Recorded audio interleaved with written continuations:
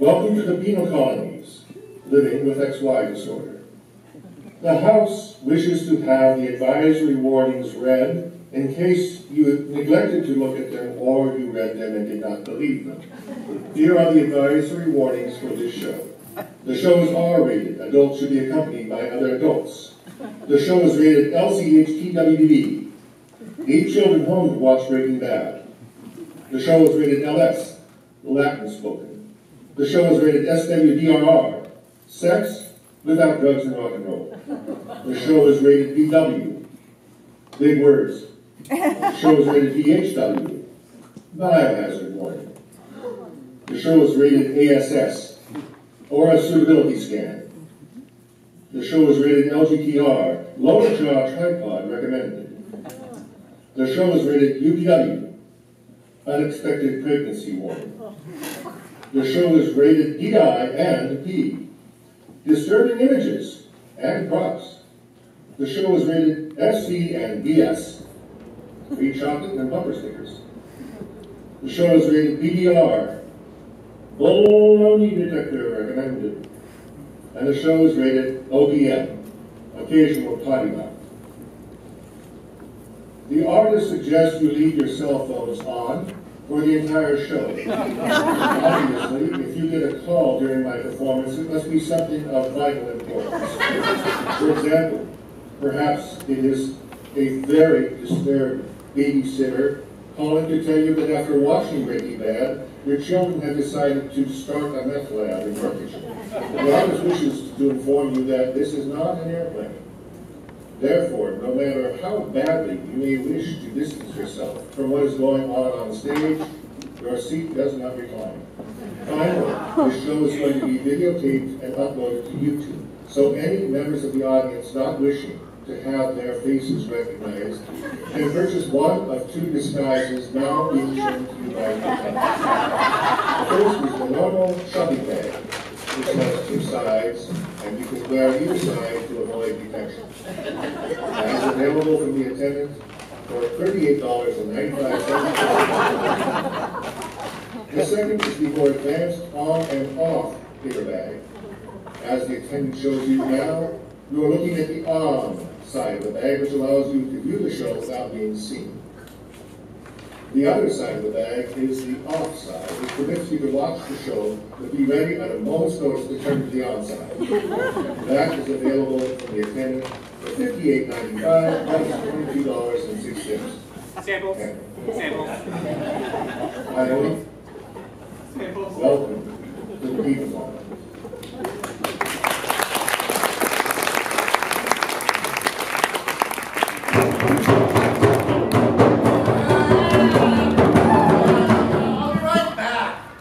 Am I dancing?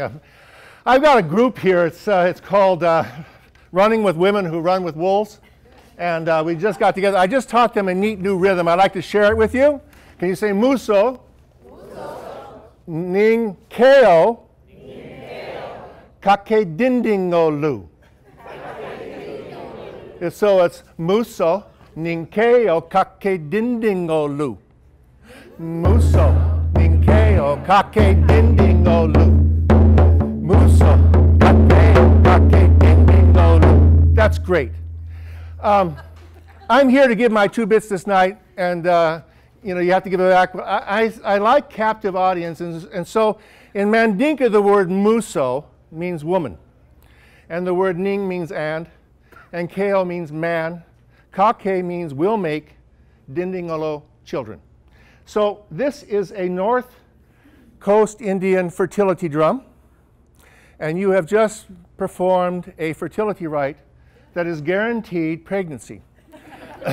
It has been known, in fact, that to untie tubes, to reverse menopause, to undo vasectomies. One woman, in one case, in fact, had a child 9 months, even though her husband had away for a year and a half on a baking tour in northern France.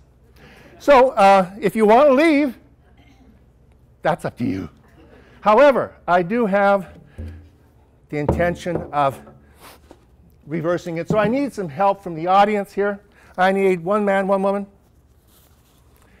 Do I have to point? Yes, please. All right. Well, or two women, whatever it is. We're going to make a tubular anti-pregnancy drum. Now, I need a man. We have to have male and female. Yeah, man. Okay. So, while I'm doing this, you can use duct tape, a very manly thing. And, yeah, I think that's the idea is like that. See what you're, okay, just keep working on it. You're supposed to make that drum and make it as tight as possible. Huh. Did you know that the word vanilla and vagina come from the same etymological root? That's one of the things you're going to find out tonight. The van part of it is sort of like the vagina part. It's all Latin. And the illa is little. So vanilla is like little vagina. How are we doing? You're doing really super. Yeah, it's getting close. It's going to get close. All right. What I intend to do tonight is a couple of things. First of all, it's about this, the Vagina Monologues, a very deeply moving book. I've read it several times. I love it. It's heartfelt. It is honest. The women in it are courageous, brave people. And I will honor them tonight because men have some of the same issues, I will, of course, take exception with some of the performers because sometimes they get carried away. Now, the other side of this particular evening has to do with this over here.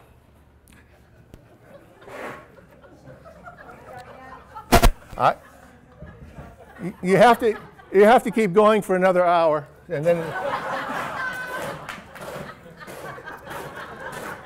All right. All right. Hey. Woo. We put on condoms before. I'll tear it. And this is spectacular. Thank you, Laurie. I know her. All right. Yeah, you're done. There is this other part of the performance that has to do with XY disorder. And the issue here is that men were once XX. And they got rid of some of it over the years. And I'm going to explain why that happened. Okay? It began with first man, who lived in a garden, a beautiful garden, about 6,000 years ago. And he loved this garden. It was just perfect. It was a wonderful garden. Everything was about it. It was terrific. For some reason, a difficult event occurred that involved a very painful issue with his rib. And a woman was born, and she was born with his XX. So they both had XX. Well, she came out, and the first thing she said is, "Where am I?" And he said, "Well, the garden, you're here." "Well, where's here?" He had never been used to people asking him for directions. He never asked that. He said, "Well, we're here." "Where's here?" "Well," he says, "some people think we live about 265 miles west-northwest of Ferguson, Missouri. I mean, that's where they think we're from." "What people think that?" she said. You got to wait for the movie and then the musical and then there's a television show. Well, anyhow. So anyhow, she came. They had a wonderful time. It got a little monotonous for him and irritating because they'd walk around. And he knew where everything was. He had a perfect sense of where north was. But she'd come and say, "Well, where is it?" And kept asking, "Well, where are we now?" And he just got really tired of that. Well, one day, something happened that involved first man, first woman, and an apple. And before he knew it, they found themselves out of that wonderful garden. And the first question she asked is, "Where are we?" And he says, "I think we're 275 miles west and northwest of Ferguson." "Well, where are we going?" "Well, Ferguson's that way. I think," see, they were kind of dark-skinned. He says, "Ferguson's down there. I think we're going this way. We're going to go this way." So they took off, but they started walking, and she says, "You're not going dressed like that, are you?" Well, dressed like what? You know, your shoulders are not as tan as your... You should accessorize a little bit. And thus began this whole myth that you can see sometimes at paint stores. You go to paint stores, there'll be a sign saying, husbands are not allowed to pick paint colors without permission slip from their wife. What they don't understand is that men make choices about their clothing. For example, I worked at Oregon State University for 32 years and I wore shorts the whole time. For a while I wore pink shorts. They weren't really pink shorts, they were a bathing suit. And I sometimes didn't match them. If it was a formal occasion, I might wear black.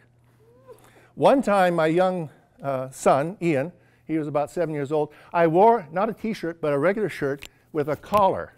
And he said, Dad, what are you dressed up for? And I said, no. My purpose, I had a purpose in this. I did have a purpose. And that was I did not want to be confused with anybody who could be a committee chairman of anything. Would you put me on a committee? No. That's right. So, the first thing that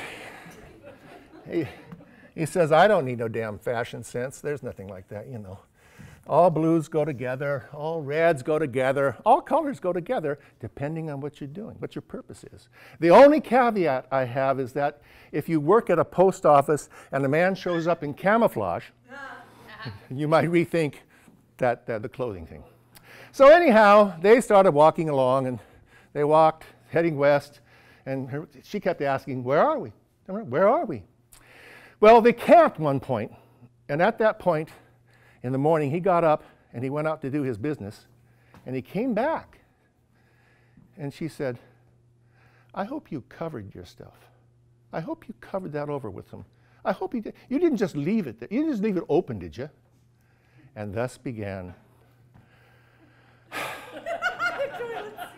You know, sometimes the toilet seat belongs up. And I'll give you a seat. Just last week, I was walking down near Cloverland Park. And I was, you know, it's on there, Garfield 29th down there. And there were a lot of little boys playing in the sand area, and I wanted to go use the bathroom. And they were going in and out of the bathroom, sort of like touch and go landings, and they were gone. And I walked into that bathroom because I had to go to the bathroom, and my first thought was, they should have left it. So, over the past few years, many men have gotten together. Oh, I have to put this out of the way so you're not distracted. A lot of guys got together and solved the problem.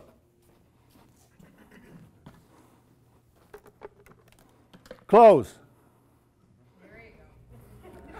You don't have to quit. The thing about this, honestly, the thing about this is that the first time a guy sees it, he goes, where's my toolbox? I bet you I can get that to close slower. I mean, some men will just sit there and watch it. They don't have to go. It's cool. I mean, look at it. I could probably talk about sex and the men won't even pay attention because, wow.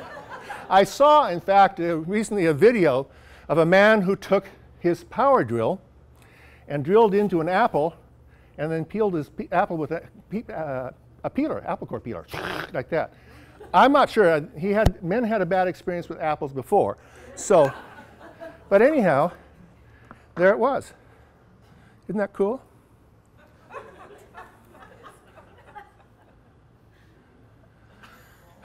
It's like a meditation. It's like yoga.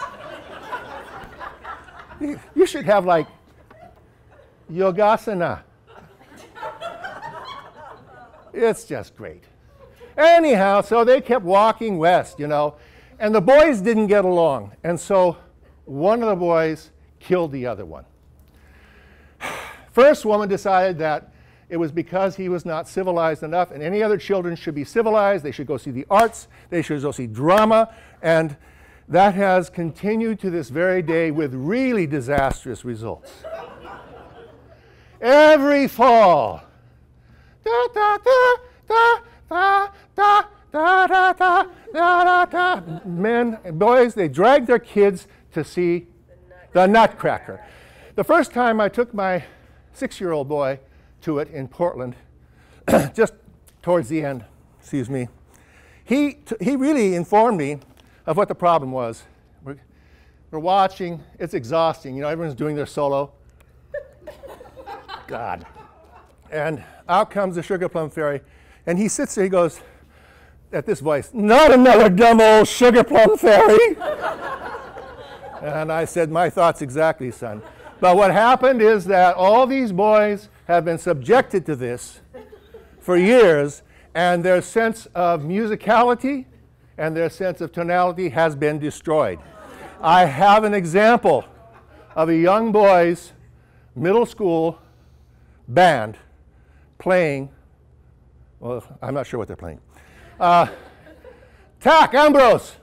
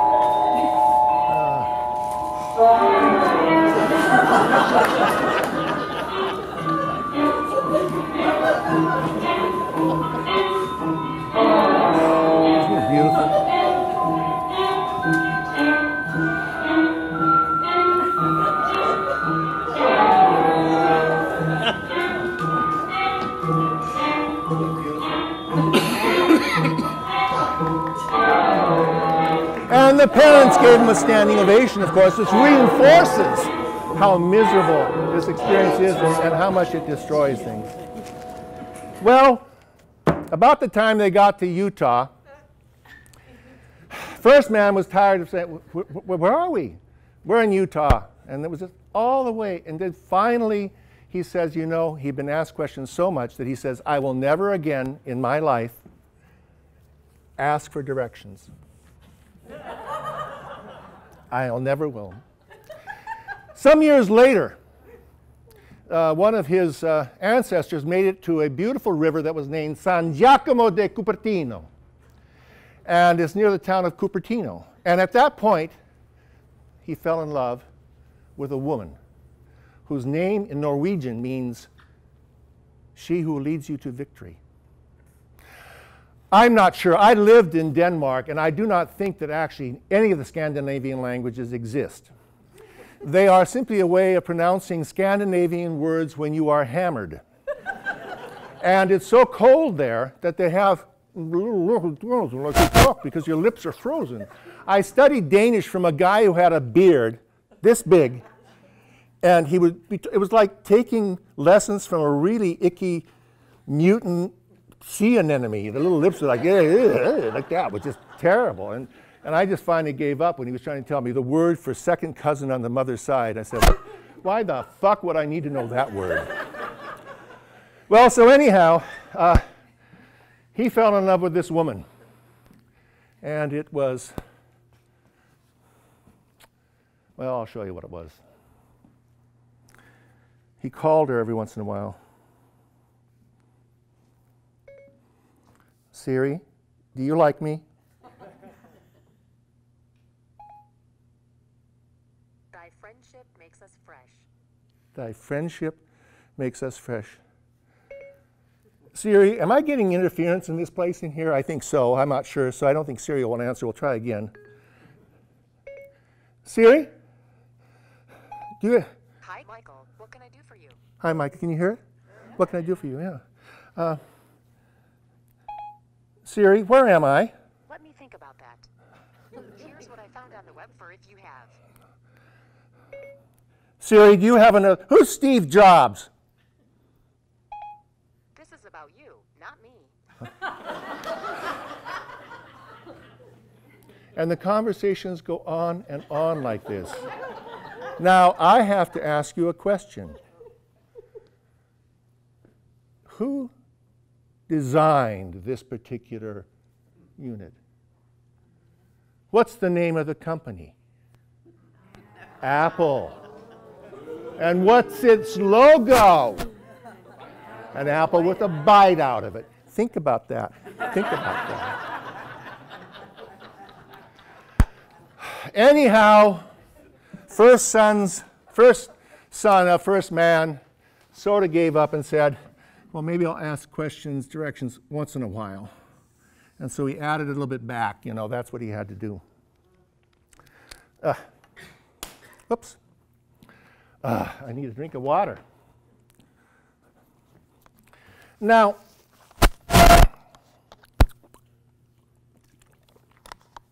I decided that what I wanted to do was to find out more about what women and men were looking for. And so, of course, I go to these personal want ads because that's where they are. And we learn a few things. Who'd have thunk in the... oh, here's one. Cat lover 14. Wants a sensitive guy who can express his feelings. Must like cats. I have never understood that at all. I had a bad experience with cats once. I was playing piano bar at a Safeway once a week. They had a piano bar there where I would play for singles night. It was called Shopping the Safeway. And singles would come in, and they had my piano. I took a while to find my piano. It was back in the deli, because it was a Steinway, and they thought maybe it would be kosher. And they had it back there, and I played. And it was sort of like, I get these requests, The Look of Love, and all these songs. And then finally, this woman came up, and she smelled a great deal like chocolate. This chocolate came towards me, and I was like, she was a vision. She came to me like a vision. Before I knew it, I was playing like Rhapsody in Blue and Autumn Leaves. And she asked me to play Hooray for Captain Spaulding. Do you know that song? Hooray for Captain Spaulding, the African explorer. Groucho Marx, if you remember, that was his. And the one that she was called Shake Your Rump to the Funk. And I knew it because there were 13 composers. And so, well, this was a short romance, and she would eat chocolate each time that I played. And as I went playing, she would change chocolates depending on keys. And she was the woman Sophia Loren only dreamed of becoming. That's what I mean. Well, finally, I threw caution to the wind. I started playing What Are You Doing the Rest of Your Life? You know that song? What are you doing the rest of your life? It's one of those beautiful, beautiful songs. And she smiled. She says, well, do you like cats? And it was my hope that she was talking about Kit Kats, because the chocolate, that was Kit Kats? Are you talking about Kit Kats? No, I have 14 cats. And I envisioned my life sedated by Sudafed, that's what my life would have been. So our lives broke up. Does anybody here have that feeling about cats? You have a feeling about cats? Anybody else? Okay, I would like to give you a couple of bumper stickers. I saved just for you. This one says, oh, this is the wrong one. We don't want that one to go out. Ah, there it is. So many cats, so few recipes. And this is, I love cats. They taste just like chicken. When I taught music, I just, to give, different cultures have different values, and I used to show this one video of a market in Haiti. And in the butcher section, and there were these little cats hanging like this. You know, they were there. And that was the result that I want. People go, oh, and I go, that's right. You got it. So, cat lovers. Let's see what else we got in here. No crustaceans need apply.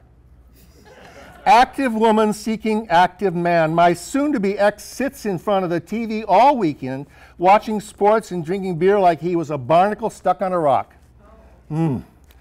I come back. I think I'll come back. She's missing a point here I'll share with you. Here's another one. Mature woman wants an honest man. Walks the beach, snuggling in front of a fireplace, coffee, yada, yada, yada, you know. Fakes need not apply.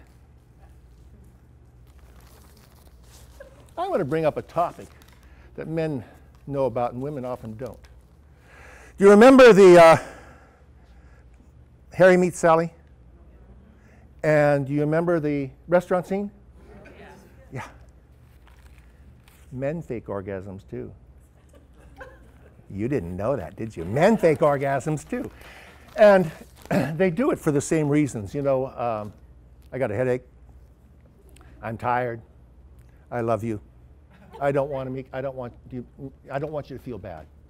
So you do it for all the good reasons like that. If you doubt that men can carry that off faking, I just want to cast you back a couple of months to the World Cup. I saw soccer players faking life-threatening injuries on the field. It was like they were like doing a circumcision without anesthetic, and they'd be laying on the field fight. I thought, I should start a school for men to fake orgasms, because I could make a bunch of money. So if you don't think men can fake, watch it. The thing is that, you know, if you watch women, I like to watch women's soccer because, you know, generally they might go, oh, and then they get back up. They're tough. But they're learning. That's right. They are tough, you know. But the men, you know, oh, God, you know, I'm right back. And they get carried off, and then they come right back on. So, but the point of this is that men fake orgasms, too.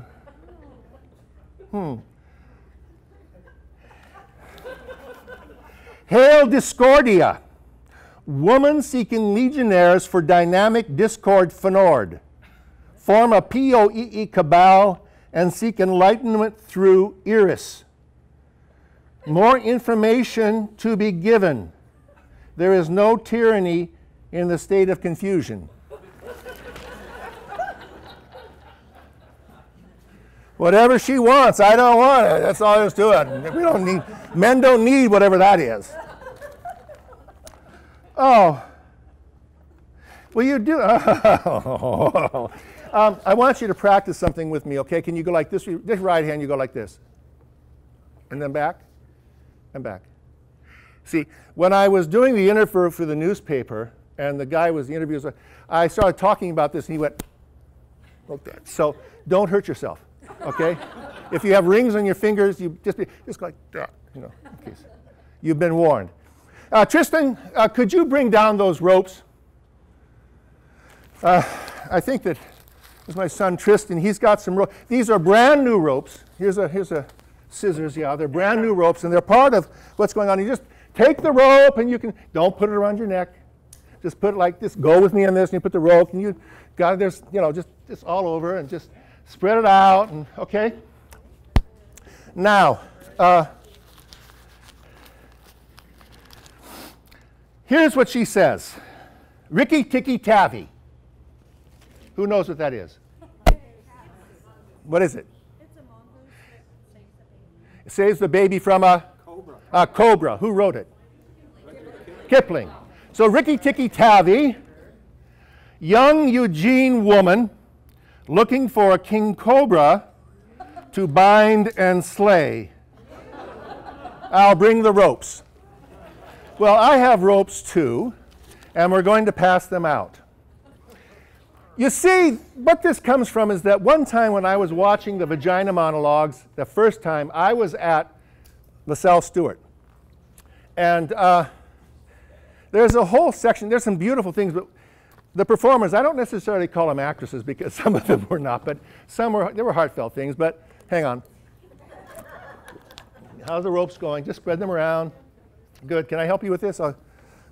Kate, I'll just go like this.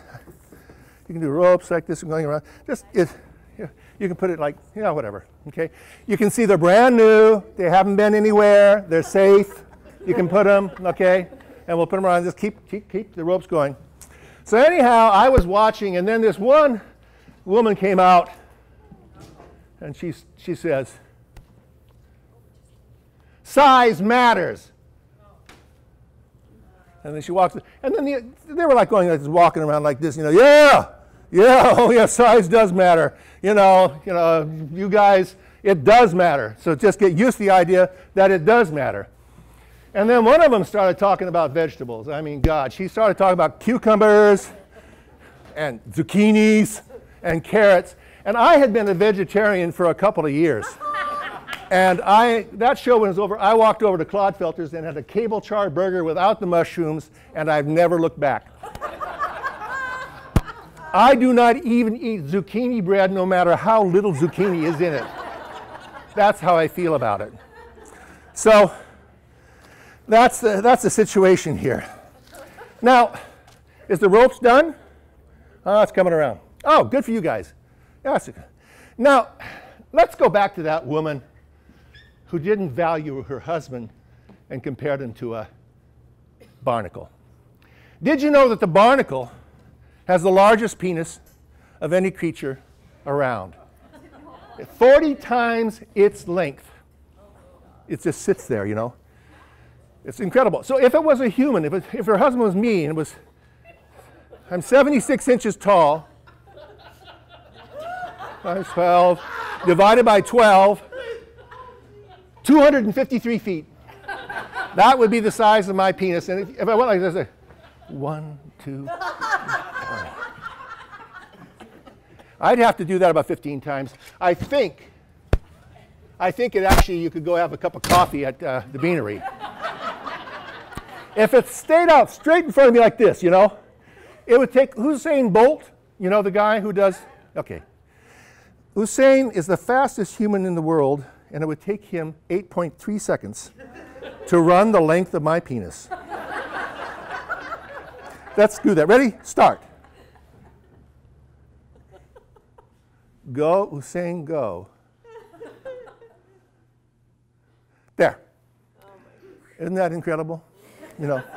So her husband, she didn't know what he was doing. He could have been there, and he could have been, doing other stuff. If he had been on the 50-yard line at Reser Stadium, I don't think there's a person he couldn't have touched. In fact, if it was, it's exactly the length of that rope you have wrapped all around you. It is. It's wrapped around, it's, you can hold it. It's just great, like that. And there's good. Hey, Tristan, could you come out and take care of this for me?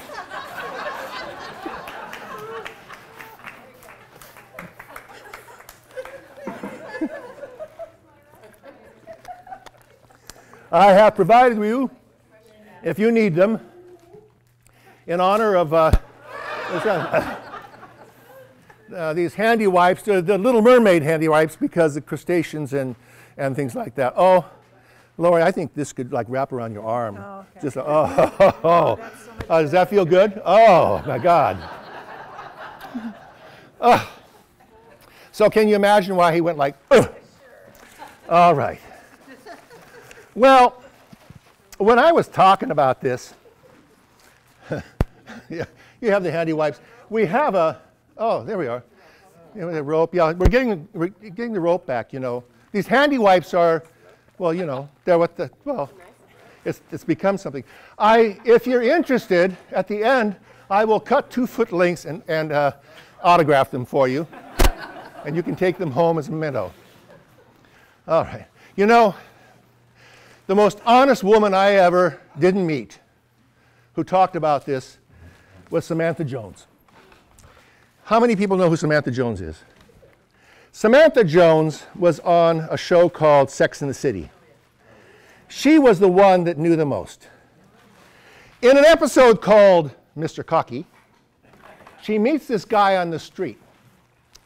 And they eventually hook up, and they're about to do it, and he says, you know, I should warn you, I'm kind of well endowed. And she's just excited. Yeah, big, matters, you know. And she says, come here, come here.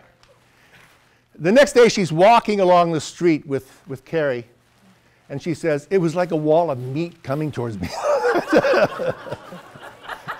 It was incredible. And then, oh, he's got a whole bunch here, Tristan. Get it before it starts dripping. Okay, yeah. Ooh. So, and you have handy wipes. Yeah, you can do that. Okay. Just a second. I have to be ready. I don't know if I left it here or not. I had a pair of tongs, but I can't find them now because, can you get that? Oh, yeah, okay. So they're walking down the street, and she says, God, I didn't even want to get my jaw near it, my mouth. I got a lockjaw. She was talking about bigger. And Carrie has the best answer I've ever heard on TV. She says, you dropped so-and-so because he was too small, and now you're going to drop him because he's too big. Who are you, Goldie Cox? And she says, oh, I don't know. Well, you know, no, I have to do this. A friend of mine was saying, you know, Mike, this is just Western culture. And I said, bullshit. I said, you know, one of my favorite scholars was John Miller Chernoff, who was an African scholar. I was an Africanist. And he wrote about being at the bee bars to go get drinks in Ghana, where he was a volunteer. And he says, you know, every once in a while, the girls would scatter when this one guy came in. And they just say, I got to go take a pee, because they didn't want anything to do with him. So, but I think it's more subtle than that. I want to talk about a story I heard in Africa once that talks about the same question about men perhaps being a little oblivious. Touch. Now, I start my stories by saying, I don't know if this story is true. But it was told to me by a friend who I like, and I believe him. And when I end it, I'll say, now, I don't know if this story was true, but it's a good story, and take it somewhere else and let it make its way back to me. So here we go.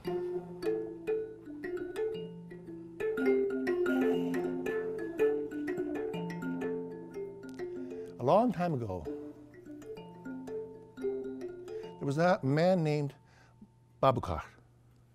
His friends called him Bob. There's a Bob in the audience, isn't there? Yeah, they're Bob. Hi, Bob. Okay. He was the most successful farmer around. He had all these beautiful cattle. Some cattle would do 2%. Some cattle would do like cream. He just was so successful, and his crops were going really well. And then all of a sudden, he noticed one night that they were dry. They weren't giving anything. So he thought, well, maybe they watch Lady Gaga something or other and lost their interest. Or maybe they listened to the Nutcracker. So he did this for a couple more days, and each day they were dry in the morning, and he says, you know, someone's stealing from me. And so he says, I'm going to go hide out and watch.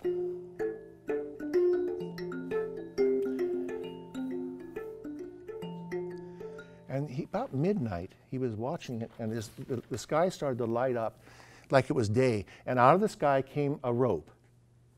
And it came down, and down the rope came the most beautiful woman he had ever seen. Her name was Kate.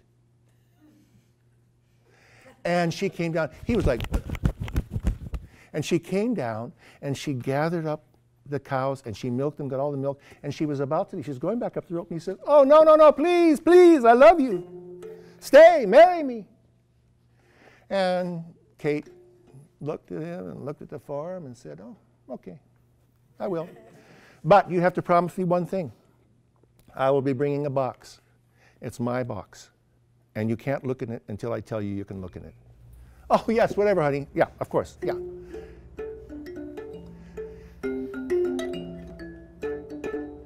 So she came down, and they were really so happy. And before you knew it, they had 3 kids.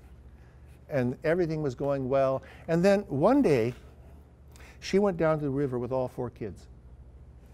And he looked out, and he looked out to the fields where the manioc was growing. He says, "That's mine. Everywhere I look is mine." And he looked out, and he saw where his trees were, and he says, "That's mine too." And he looked out back and at the cattle, and he says, "That's mine too." And then he looked out where his wife was down with the 6 kids, and those are mine too. Everywhere I look, it's mine. Therefore, that box is mine. Because. Does that sound too familiar? No, my husband is perfect. Well, so he went and he opened it. And he looked inside. There was nothing there. He couldn't see. It was like, wow. That's, well, all of a sudden, he heard her coming back with all 12 kids. And she got to the door, and she looked at him, and she knew something was wrong because he was trying to fix dinner. He was over there slicing away, and she said, "You looked in my box, didn't you?" And he says, "Moi? Honey, I'm making dinner here. Don't you see I've got these orange things I'm cutting up, these orange things. You looked in my box, and you promised not to look at it." He says, "Well, look, honey, I mean, really, I looked in your box, but there was nothing there, so it's like if there's nothing there, it's like there was nothing to look at, and therefore it was like I didn't really look at it because there was nothing to look at." And she says, "No, you looked at my box. And I told you that if you did that, I would leave you." And all of a sudden, out of the sky, the rope came down. And she gathered all 18 kids together, and they started climbing up. And they were climbing up the rope, and then finally she let the 19th one go. And then she got on the rope. She was climbing up. And he grabbed her. He says, "I'm really sorry. I'm really sorry. I don't understand. There was nothing in the box." And she said, "If you had waited and trusted me enough, I could have shown you what was in the box." And she climbed the rope and went to the top, and the rope came after her, and it vanished, and she never came back. I don't know if this is a true story or not, but it was told by a friend of mine to me. So tell it to somebody else, and let it come back to me. And this is Mbira, okay? I once told this story to a group of kindergartens, and I said, "What's in the box?" And one little boy says, "His promise." And I said, "Oh, that's about the best answer, his promise." He said, his promise is in the box. So, okay. Now, I think that, let me get some water here. Ugh.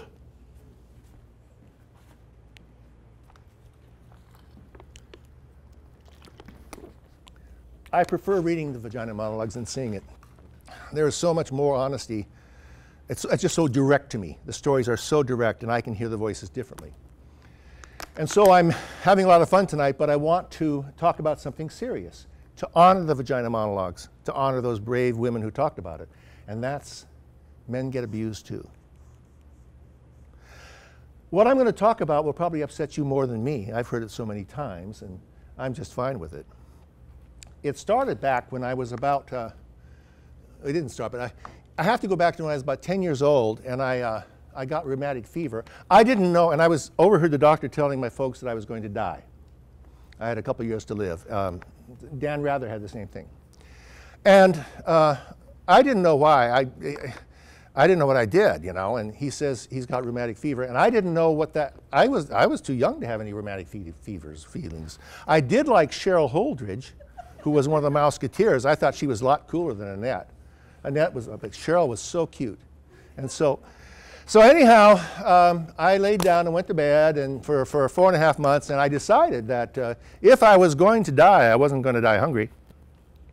And I discovered, did you know the word comfort eating comes from the Latin word confortare, which means to strengthen? So I ate strengthening foods. Rhubarb pie, apple pie, lemon meringue pie. Pie is very strengthening. And I actually gained 55 pounds all over. And I came out as a chubby little kid and went back to school. Well, I kept that weight on me until I went to O'Day High School, my first year of O'Day High School. And it was there that I and many other met one of the brothers whose name was Keeley. And he was known as Feely Keeley because he felt up the kids a lot. He had been doing it for years, okay? And he usually did it in, he would come up and he maybe came beside me and would massage my breast and say, hi, sweetie, and all this while we were in like typing or mechanical drawing. Given that these were holy people, and I didn't know what was going on, and given that it would seem to be acceptable, I didn't know what to say. What I did was I lost weight, and the next year I lost a bunch of weight, but then he was transferred out. And you know, I said, well, okay, that was in my past. Well, about 25 years later, the kid in the hazmat suit was born. And on his third birthday, I started thinking, I hope that guy's not doing teaching anymore. So I decided I would write to the Archdiocese of Seattle. There's a good ending to this, by the way. And I wrote and I said, you got to keep this guy away. And they said, no, that's a matter for the Christian Brothers of Ireland. They were the teachers. We called them the Child Beaters International because that's what they did too.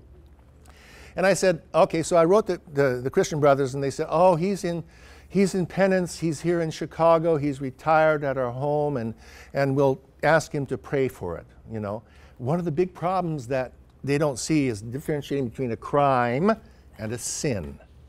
They think they handled a sin.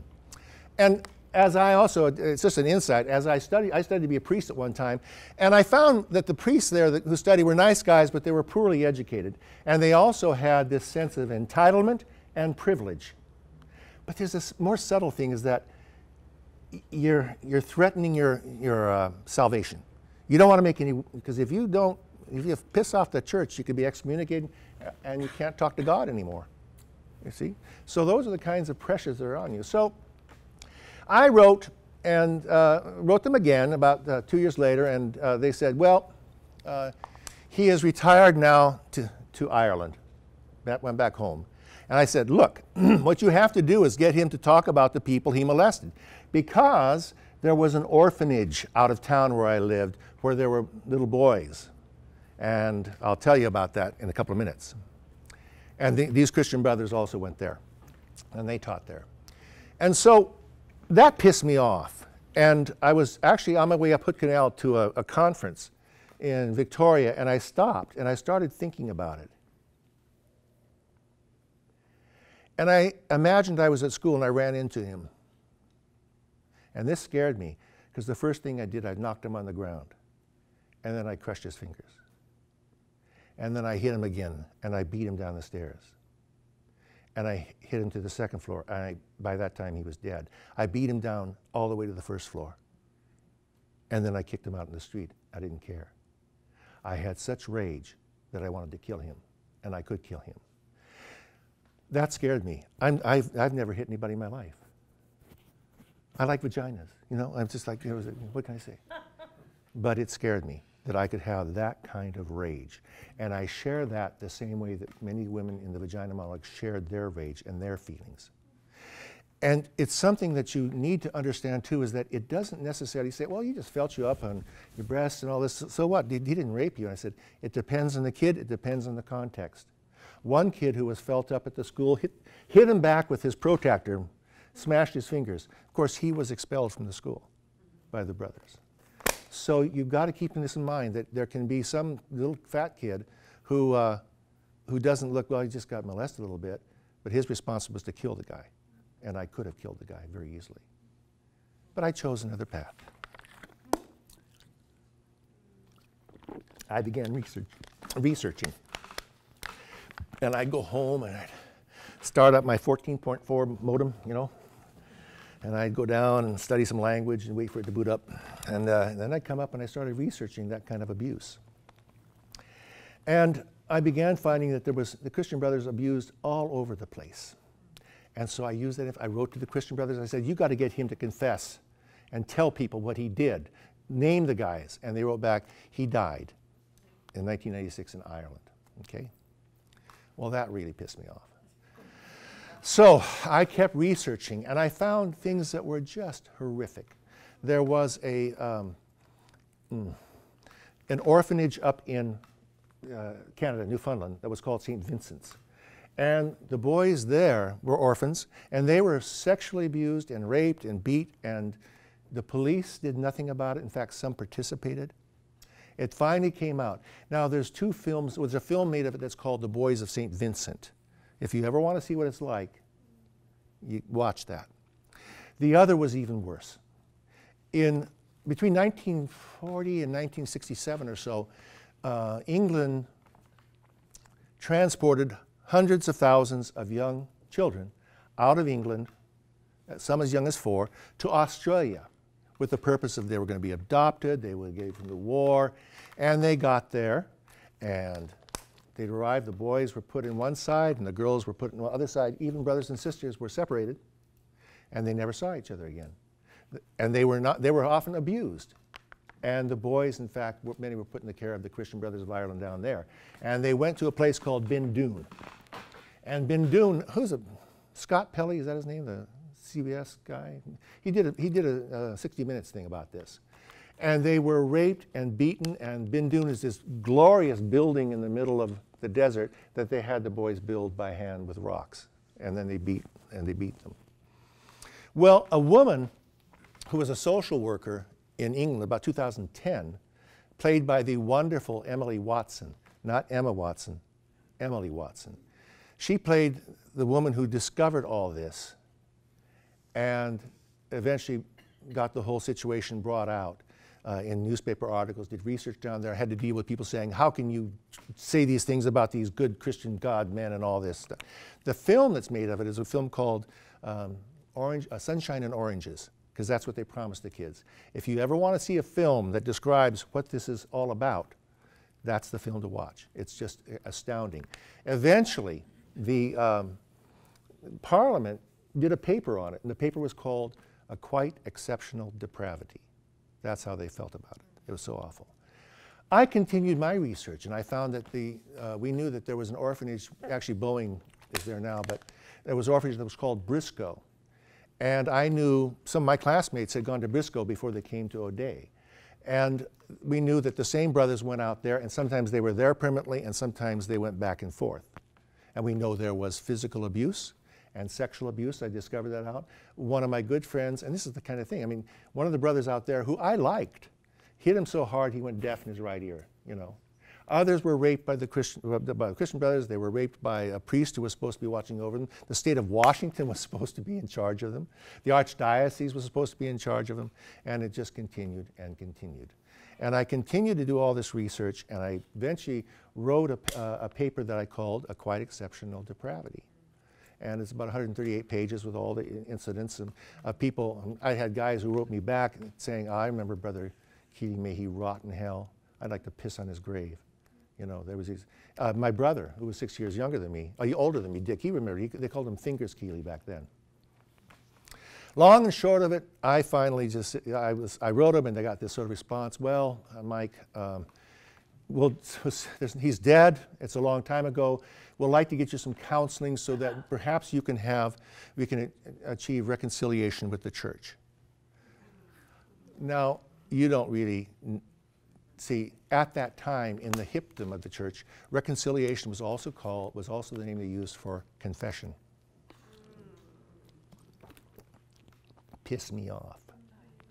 So I filed suit in 2003 against the Archdiocese of Seattle and the Christian Brothers of Ireland, using a lawyer here and the lawyer up there. And of course, you know, it was like, how can you do this to the good Christian brothers? You know, they're motherfuckers. That's why I can do it to them, you know, and father, children rapers. And so one of the funniest episodes occurred when they wanted to depose me. And I said, well, we'll do it in Portland, because that's, you know. And so I went up to Portland to be deposed. And at that time, I was into recording and editing. So I had this eMac. It was like, and I brought my eMac and my recording equipment. to put in front of the ferret-faced lawyer and to record my own, with the hope of intimidating them. That's what I did. So we recorded it and went on and on and on and on and on. I had a lawyer from Seattle. His name was Lincoln Beauregard. And he came down from Seattle. He's still up in Seattle with another firm. He's working on abuses and stuff. Lincoln was from Nolens, and he had this sort of like, he was like one of those quadroon, gorgeous, you know, just wonderful guy. Tall. He was taller than me. And he would sit beside me, and it just was, he was there to observe, you know. And finally, at the end, about we had lunch. It went about 8 hours, and it was the same questions.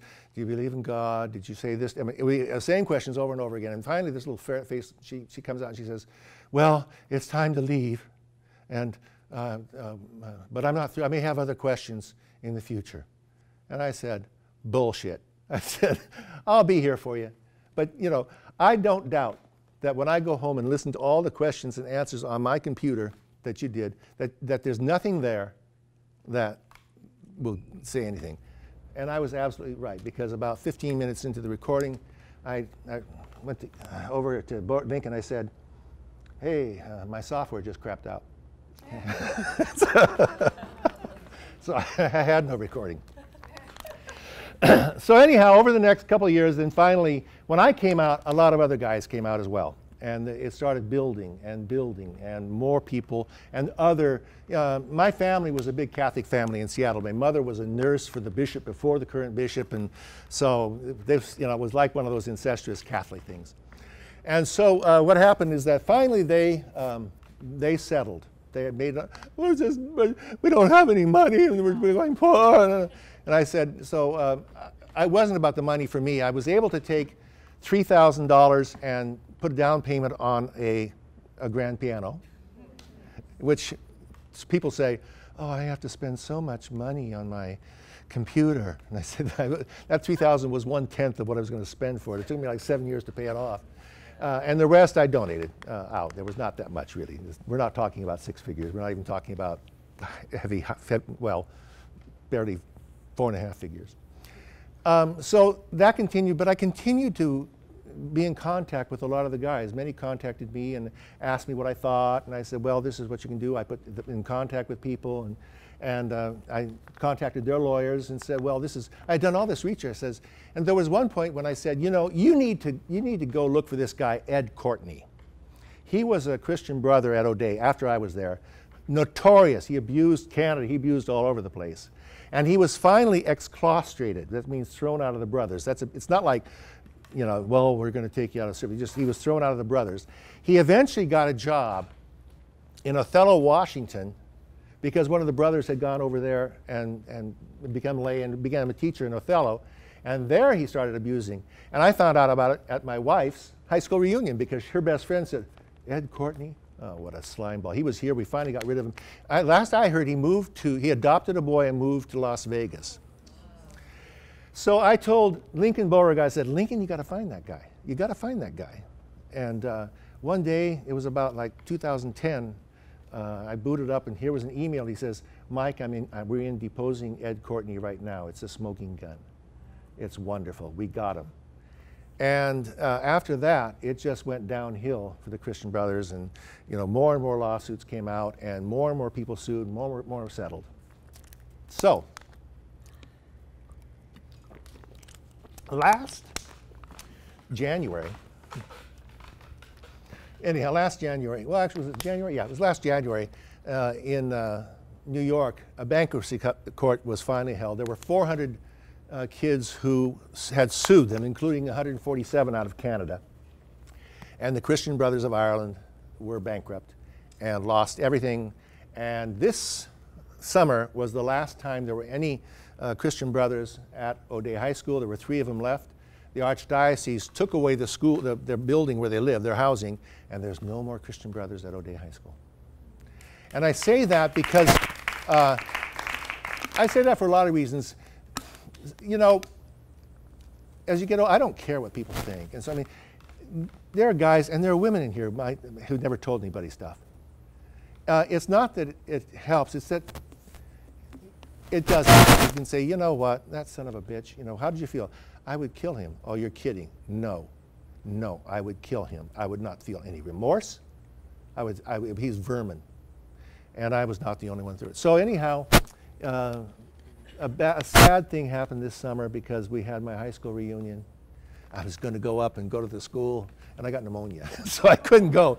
But it would have been fun to walk through the school again and say, "Oh, you motherfuckers, you're gone now." You know? So, ciao.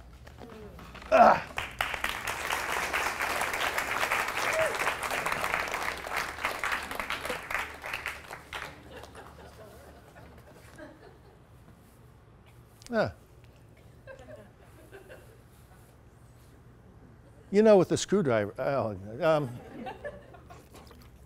Okay. Do this and this. It's going to get worse.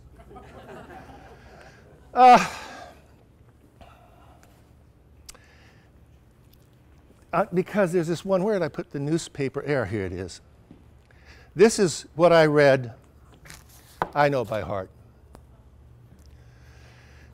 Young Catholic girl saving herself for marriage wants to meet young Catholic boy saving himself for marriage. The French word for that is catastrophe. This is, you get into vagina monologues, is I knew nothing about, so ignorant about sex. I remember the late Joan Rivers, and she would say, I knew nothing. My generation knew nothing about sex. They told me to bring something black and sexy to my honeymoon, and I brought Diana Ross. That was what it was like. Well, the thing is that, so women will all say, yes, well, men know something, and they go, no, we don't. It's the difference between being uninformed and misinformed. How I was informed, to begin with, the Baltimore Catechism. Yeah. The Baltimore Catechism. You know that, right? Yes. Now, the Baltimore Catechism, there were actually several of them, depending how young you were. It answers all the big questions. And it talks about the commandments. It talks about all this kind of stuff. I just want to give you some of the feeling. Like, Lesson 3, the unity and trinity of God. Is there only one God? Question 1. Yes, there's only one God. Question 20. How many persons are there in God? There are 3. The Father, the Son, and the Holy Ghost, which we memorized. When I was in the seminary, we kind of got clever among us, and we do this beatnik thing. We go, oh yeah, Big Daddy, JC, and the Spook.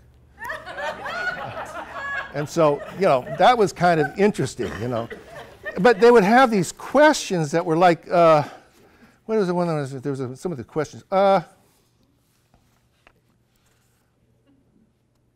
trying to think. We would have these issues that would come up, and I want to make sure I have the right one, because there's a lot of issues here, and I don't want to go on too long.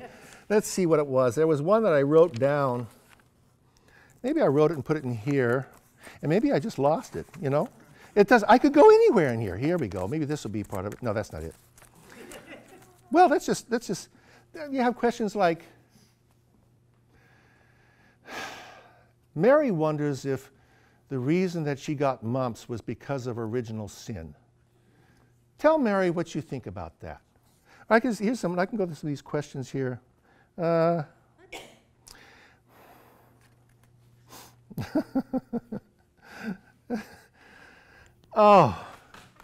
In retrospect, I'm going to go to the one because there's a section here that I've lost. And yeah, here's a typical question. This is the one.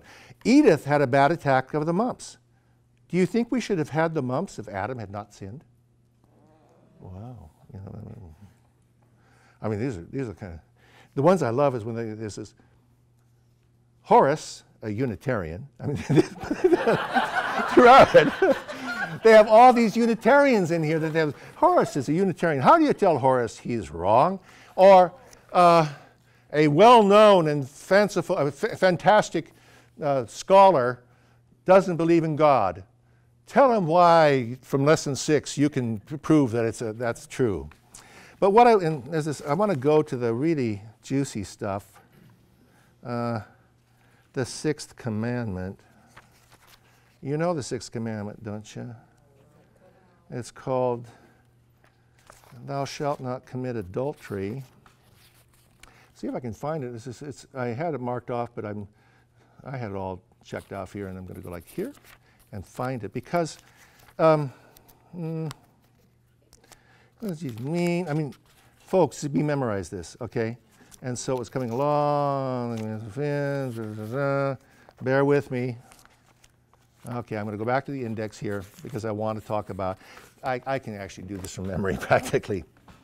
So it says, thou shalt not commit adultery. And then you talk about the different kinds of sins you can have, you know, sins of thought and word and deed. You shouldn't be lusting after someone's elbow, and you have to be careful. And you can have a sin of commission. You have a sin, leave other wives alone, or you can have a sin that you're alone. How do you commit adultery alone? I thought that would be kind of interesting. As I got older, I learned what they were talking about. And that was something that boys, you know, we think about sex, we think about it every about 6.5 minutes, and then we often do something about it. And the thing we do rhymes with a food preparation technique called maceration. I have wondered for a long time, in fact, why many of the greatest chefs are male, because maybe they macerate a lot. I don't know when they cook. So anyhow, we read about that, and actually it was really kind of a scary thing, because as a guy, boys, we were told, of course, that if you commit a mortal sin and you can't confess it, you go to hell. And so it actually was quite sad. Sometimes I was one of many, as you go to sleep at night terrified. For years, terrified.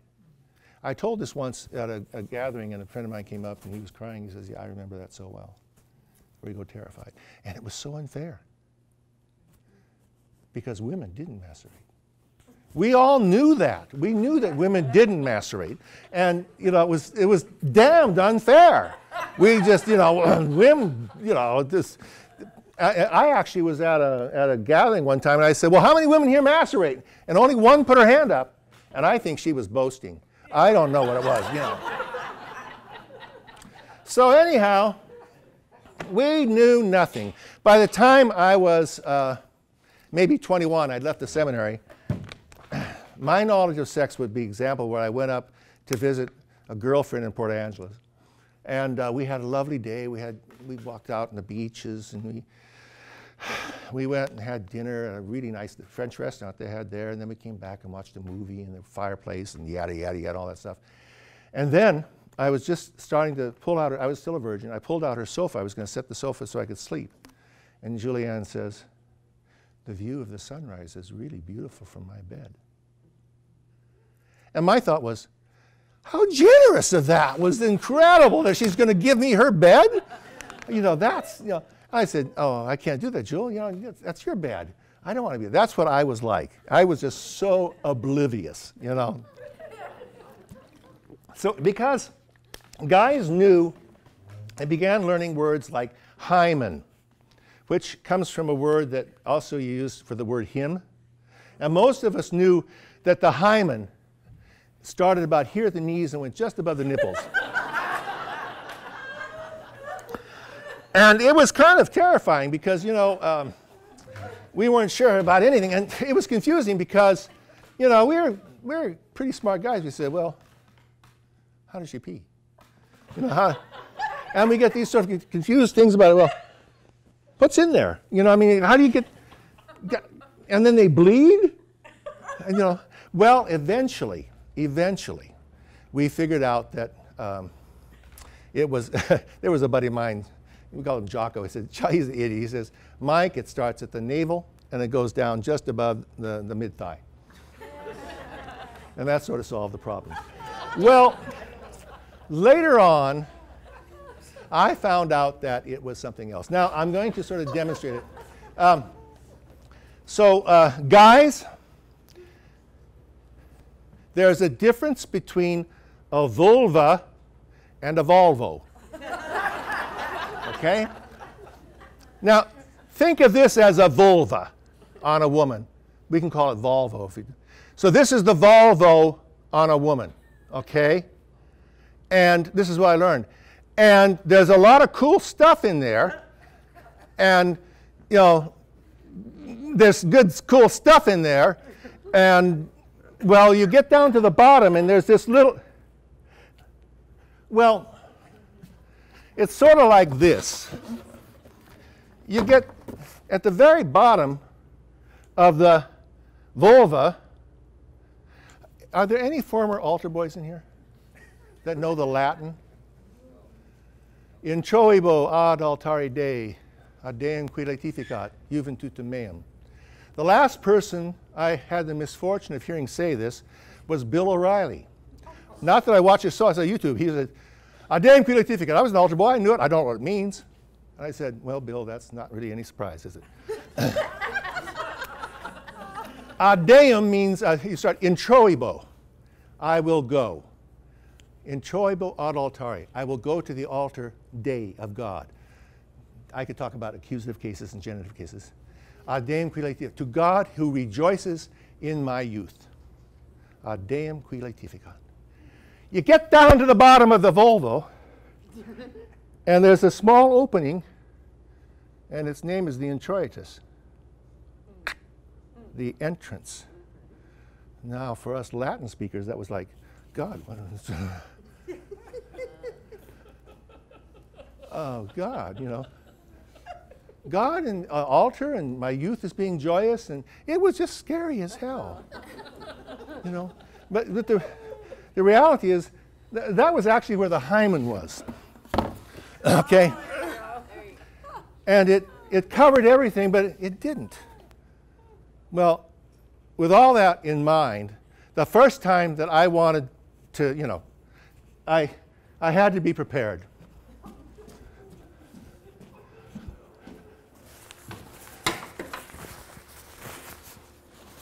I just had, you know, I wanted to be romantic. I brought my recording of Beethoven's Fifth Symphony. I brought a candle. I wanted to really be ready. So I got my stuff together. I said, okay, honey, I'm ready. It's going to be messy. I know it's going to be really messy. And I'll do my best. Well, she didn't know any better than I did. So, well, you got to be protected, you know. You never. It's like.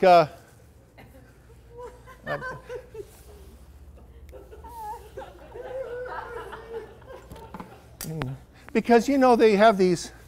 Well, they get these like pads and stuff, you know, and they got them. Oh God, I don't even want to think about it. Okay, no, it's okay. So anyhow, this is going to hurt you more than me, because I just think of all the movies where women kick men in the nuts, you know. This is more like what the hymen is. It's actually open. It doesn't go all the way through. And it stretches and it goes back. You know, it's really wide when you get married, and then, you know, by your 50th anniversary, it had gone back to normal. So, that's it. Now, we have to do one more thing here, and that is I have a machine that I am trying to advertise to sell to eHarmony and to Match.com, because I want them to be able to have a scan of people that will tell them what this person is like. So I've invented a machine that I call the Aura Scanner. It's connected by this antenna system here. And I have these Aura Scanner units. And if I go like this and I put it down something like this, it will make a sound and create it out of the amplifier here, and it'll give you an aura telling you what you sound like. Do we have any volunteers? Please come up. Okay, ready? What's your name, please? Judy. Judy. Okay, are you ready? Oh, yeah. You know, did you know that aura is the word to breathe? So it's like you said. Ready? 1, 2, 3. Norwegian. Cruise. That's very cool. That's a cool, like, that's not a bad aura. You know, let me see what the number is on it. Number 16, okay. You know, the thing I like about this is that it also kicks out bumper stickers. So this is what you're on. It says, you want to read it? Save our planet. It's the only one with chocolate. Ah. All right, yeah.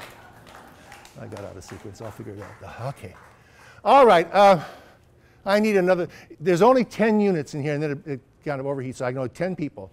Not you. I don't want you yet. How about you? Yeah, sure.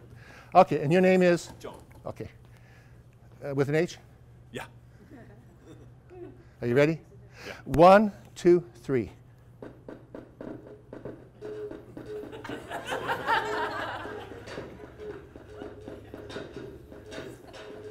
That's a very nice rhythm you have there. You'd be able to advertise, I like music. I know why. Thank you. I'm going to check this out and see what bumper sticker you get. I was going like that. Here it comes. Okay. You got a little one. Rock is dead. Rock is dead. Long live paper and scissors. It's good. This is good. Now we're going to reset it. Okay. All right. Harry? Okay, Harry. Harry, I mean, honest to God, I want to see what your aura sounds like. I really do. Is it? Ready? 1, 2, 3.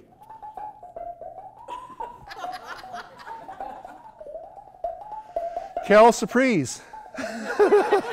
Harry, that is incredible. There's a sort of nice feeling about it, you know? Here we go. What's your printing out? Printing out. Okay. This is what I printed out for you. 4 out of 5 voices in my head say, go for it.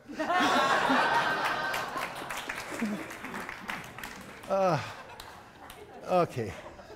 Laurie, I think it's time for you. Laurie, because you have to, I think you have to see if you're compatible with John with the H. Are you ready? Yeah. Take a breath. 1, 2, 3.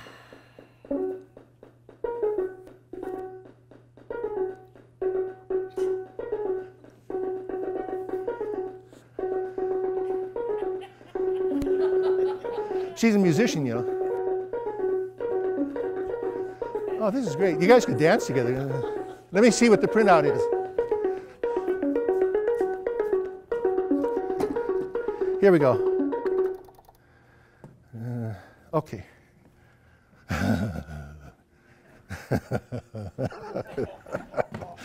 What does it say? Buckle up, I want to try something. That's so true. Okay, you're going to have to push this in this time. No. Now. This is my yoga teacher.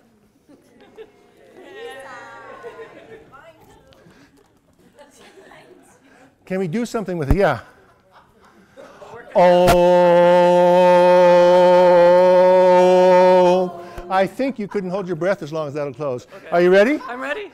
Okay, here it comes. 1, 2, 3.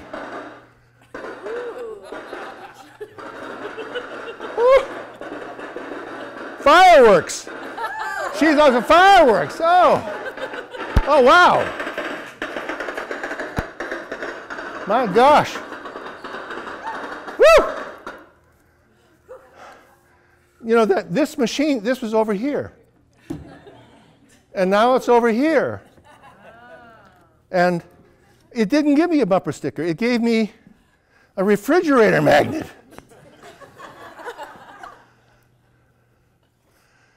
Sometimes I wake up grumpy. Other times I let him sleep.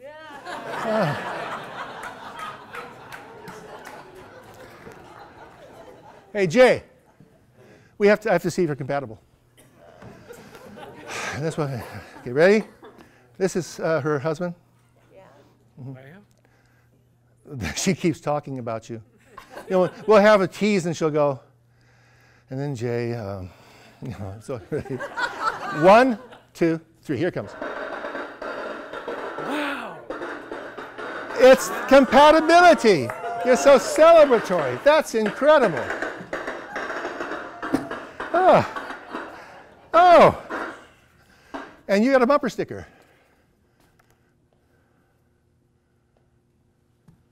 Sometimes I wake up grumpy. Other times I let her sleep. Okay. We're winding down. We have about 4 or 5 more to go. Please, Emily. Yes. I can probably scan you. I can stand on Harry's lap. Okay. Are you ready? Can I scan this one? Okay, we're going to scan. Let's see. Hang on.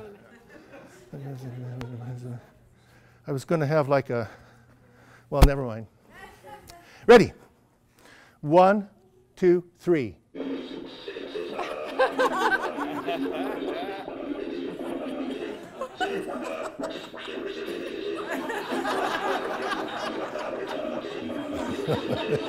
I think you're going to have to be a good listener.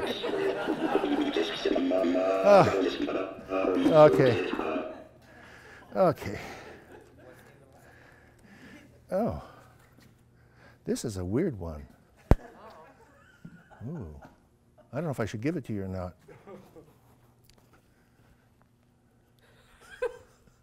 100,000 sperm, and you were the strongest swimmer. Gods. Okay. Let's do a couple of more. Kate, please. Remember Kate? She came down the rope on the African. This is Kate. She's one of my yoga teachers too. She's the nice one. Ready? What are you backing away for? 1, 2, 3.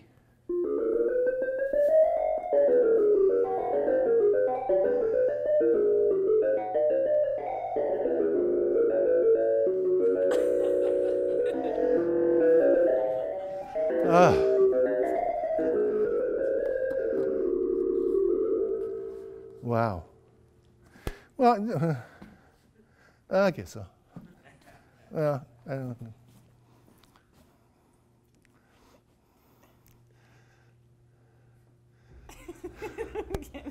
It says, turn around. Danger, do not follow. You won't make it. You won't make it. So that's yours.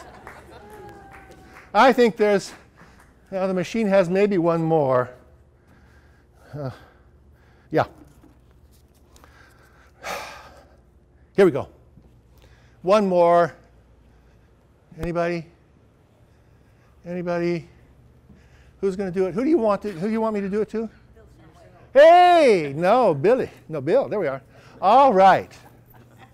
Now, this is the last one. You ready? Think of it. Here it goes. Ready? 1, 2, 3.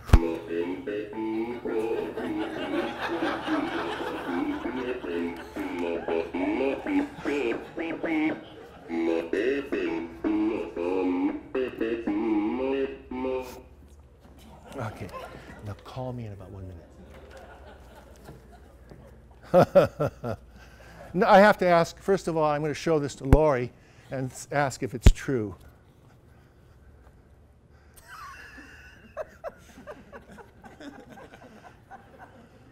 I'd be a humanitarian if people weren't such assholes.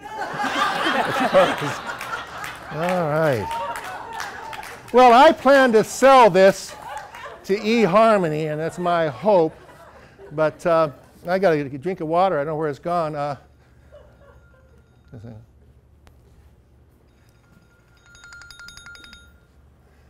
Yeah. No, they're not here.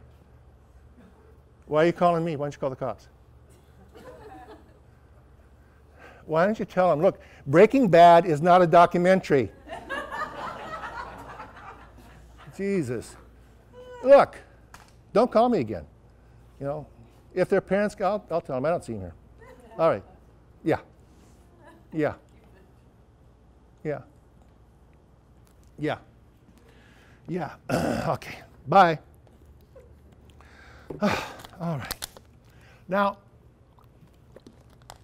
we've come to the end of the performance. But I made a promise that I would undo the pregnancy, right? So, let me get the drum.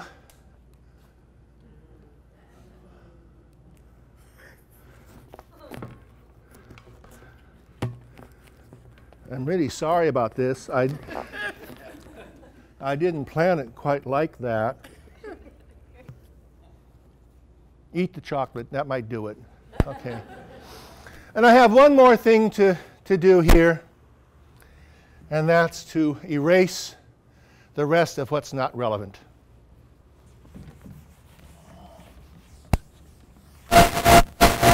Because in the 19th century, when they discovered these things,